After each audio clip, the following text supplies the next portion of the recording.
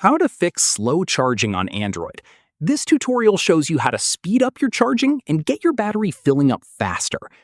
First, make sure you're using the original charging cable and adapter that came with your device. Third-party accessories are one of the most common reasons for slow charging. After that, check the charging port on your device for any dust or debris and clean it out gently if needed. From there, while your phone is charging, avoid using it.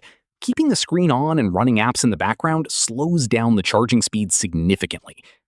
At this point, turn on airplane mode while charging to cut off background activity and help your device charge faster. In the next step, go to your home screen, long press the Chrome app icon, tap App Info, tap Force Stop, and do the same for any other apps running in the background. Following this, swipe down from the top of your screen and make sure battery saver or power saving mode is turned off while charging, as it can sometimes limit charging speed. Once done, press and hold the power button until the power menu appears and tap Restart to give your device a fresh start. Finally, plug your charger back in after the restart and check if your device is now charging at a normal speed. And that's it. If this guide helped you fix slow charging on your Android, give it a like, subscribe for more Android tutorials, and tap the bell icon for updates. See you in the next one.